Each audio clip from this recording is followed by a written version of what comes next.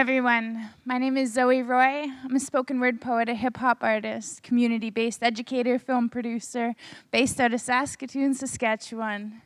I'm happy to be here on Treaty 1 territory, and I'm really honored to be here on Métis homelands. I found out I was Métis when I was about 21, and up until that point, I was just a light-skinned, curly-haired native girl. But I never really fit into one circle, and I never really fit into another circle. And, well, when I was 13, I recognized and admit to myself, like, you're probably an artist. That's why you don't fit. And someone once told me that stars don't fit into square boxes, and I was like, okay, I like that one. I'm going to run with that. I was raised between my father, Bill Pronto. He's Cree from Peter Ballantyne, Cree Nation. South End. And my mother, Maxine Roy, who's from Stony Rapids, a member of Black Lake, Dene Saline Nation, and Dene Sutline Nation in northern Saskatchewan as well. My parents didn't agree on a lot of things, but what they did agree on is that it was better off to raise me as Canadian than as a First Nations living in Canada. They thought that because of their own experience, whether it be the 60s scoop or residential school or fleeing from the stereotypes that Indigenous people lived with and continue to live with. And in a lot of ways, I appreciate what they have gifted me. They taught me that I was enough, just as Zoey, that I am enough. And I kept that. But when I was 13 and I decided that I had all the answers, I thought they were wrong. And I tried to find myself in the darkest places, and I succumbed to the stereotypes that First Nations and Métis people live with. I left home. And up until that point, I was raised in 16 different communities all across Canada, and I was so proud of myself for peeing on a rock in every single province in this country. I like adventures, and so does my father. Maybe when I was 13, I thought I would just go on an adventure, but that's not really what happened. Because I had all the answers, I thought that I was invincible and I could do anything. I started hanging out with other First Nations people who have also succumbed to the stereotypes that we face. And within a week, I found myself incarcerated.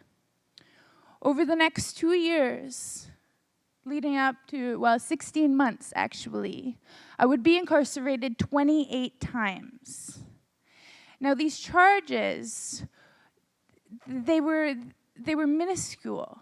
Breaking into cars, breaking into businesses, whatever. They were simply crimes of poverty.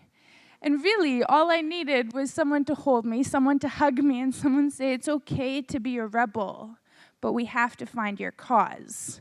Because I spent so many years trying to find my cause. I didn't know what I was fighting for. All I knew was that I was upset, that I was mad.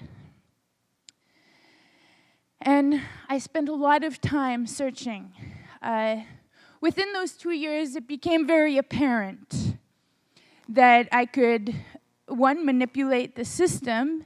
Living in 16 communities meant that I was quite well at psychology by the time I was 13. I understood how social circles and structures worked. I understood how adults responded to children in all sorts of different circumstances. So when I was 15 and after 28 experiences through this revolving door, I recognized that I didn't have the power.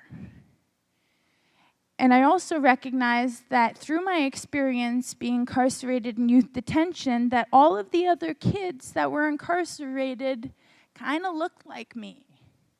They were brown. And all of the people who had decision-making power didn't look like me.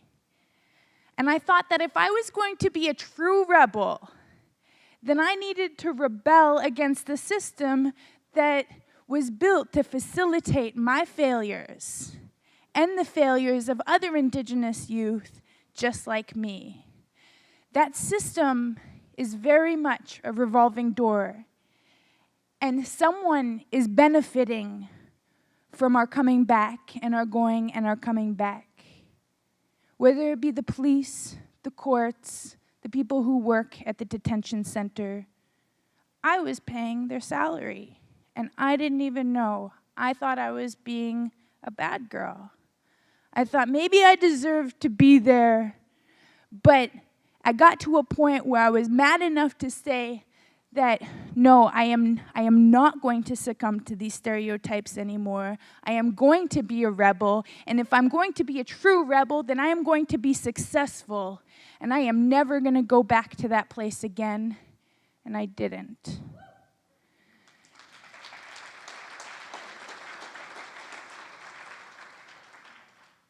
I had to figure it out.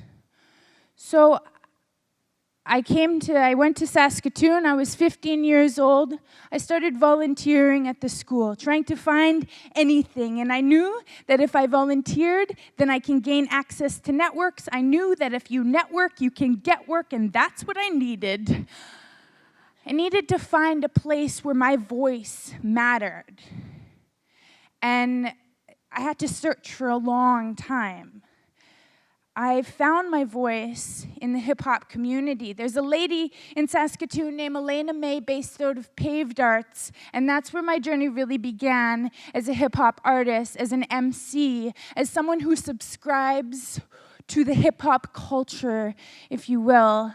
I knew that there was a foundation within the culture that spoke to me in a very intimate way, and I wanted to become a part of it. But a curly-haired, white-skinned native girl from Saskatchewan being recognized as an MC in the hip-hop culture was not likely. I had to work very hard. And so I knew that if I was going to be a part of the hip-hop culture, then I needed to always seek knowledge and speak truth. And through hip-hop and through these rules that I lived by within the culture, I slowly gained access to my indigeneity. And now I can stand here before you and tell you that I am Cree, I am Dene, and I am Métis. And that took me a long time to know. So I tell my story because my story is not unique. A lot of Indigenous people, youth, are going through this whirlwind of finding ourselves in the darkest places because that's where society tells us to look. And I want them to know that their stories are important now. Their stories are just as important at 15 as they are at 55. And so that's why I wrote my book called Homecoming. It's out in the foyer if you're interested. And so hip-hop really taught me that I needed to stand my ground. I needed to seek knowledge and speak truth no matter where I went. And so I founded movements like Rock the Vote because I knew that Indigenous people weren't participating in the political process. So how are we supposed to participate in a process that we don't even understand? They don't teach us that in school. So I built a political factory, founded Rock the Vote, and it was very successful. 800 people who voted. 800 people in the Saskatoon Rosetown Bigger Riding voted who never voted before, and that's what we call Riversdale and Pleasant Hill in Saskatoon. The movement was very successful, and we took it across Canada. And through all of these little risks that I take, I can't do it without the support of the community. I've built a community of people who love me, who respect me, because they see that I'm working from my heart. And a lot of it was volunteer-based, and a lot of it is capacity building, and a lot of it is fearlessness, because what else do we have? We often only have one chance.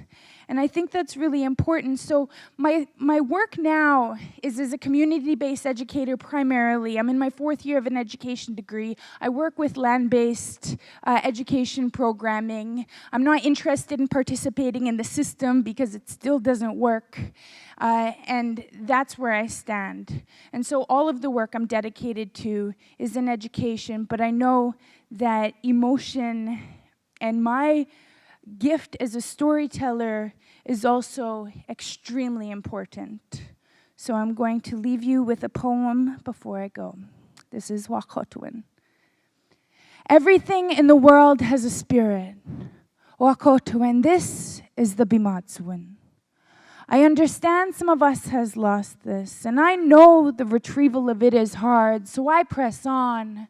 Nesteowak and Eskoyowak, let's press on. We've pummeled courageously from our roots through roots of cages, building upon and maintaining our matriarchs and our organizations. We've stayed patient as strategists, and we're stubborn because we can resist. We've always only had one chance. So we work and we dance, we feed our families, we laugh. Never have we had enough time to collapse. We whisper to each other, hard times always pass. I can only wish and pray that this patience will last as I listen for their echoes from the past. You see, we've endured diaspora, but now we do it to ourselves, and now it seems it's both for and from ourselves. Mind you, Wakotoan still exists. And Walrus Talks, this is where it begins. And this is how we all win. From all of us and for all of us, Wakotoan starts within. So let's put down our fists and open our hearts so our people can find a way back to their start. We all do matter. Each of us are enough. We're enough to stand against that darkness we all face, enough to give and accept a purposeful grin, enough to hold and be held, to love and be loved. Wakotoan starts within. Everything in the world has a spirit. And as Maria Campbell affirms, home is where the spirit dwells. So Nesteowak and Eskoyowak, let's keep our hearts open. Manachituin, work and Wanaskewin and call our spirits home. Zoey, come home. Thank you.